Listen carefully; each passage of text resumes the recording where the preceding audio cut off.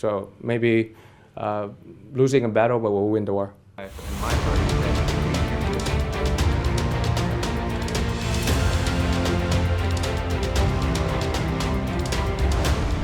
They can end my party, but they can never end my history, our legacy, and also our victory. They can never take away of that.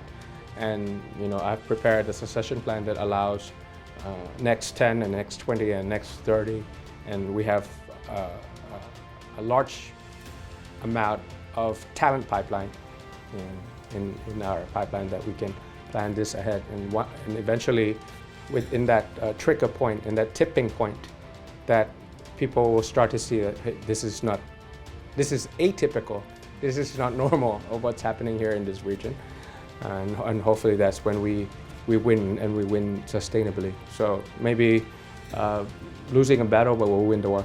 I mean, if I were to describe the current situation in Thailand, in Thai politics specifically, in one word, that word would be over-paranoid. It's just the kind of fear that is not there. It's not even there in the first place, but because of this over-paranoia, it drives decisions of the establishment in something that is unreasonable. It's out of proportion. There's no proportionality in political struggles here in Thailand. I mean, as someone with the way we do politics, we have no rifles, no tanks, no arms, no armies, no nothing. There's no way for us to do anything. On the contrary, what we're trying to do is to make sure that Thailand stays a constitutional monarchy as long as possible, that works for everyone.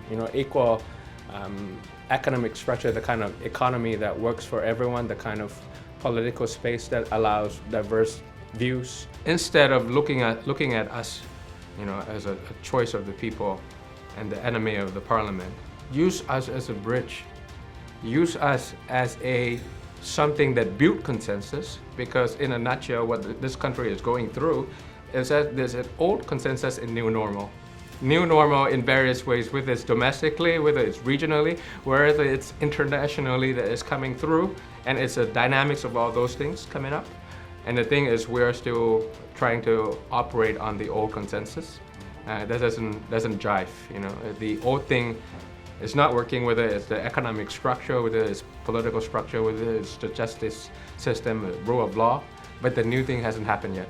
So it's that kind of thing that we are trying to bind, and it would be an honor of my life, it would be a privilege of my life and my party that we do this as a bridge to make sure that it's a new consensus for the new normal of Thailand and ASEAN and beyond.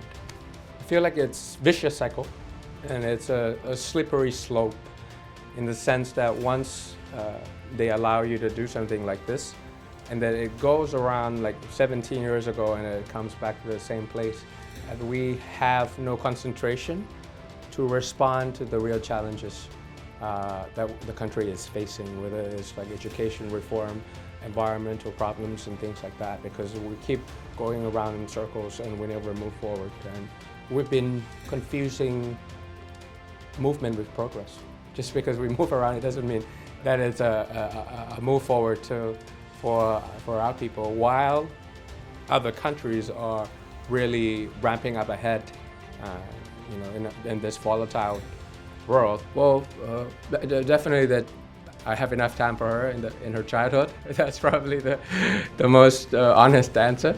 But then at the same time, I think it's because of not just me, but a group of people older than her is not leaving her with a legacy of full of inequality and no future that they wanted to leave the country.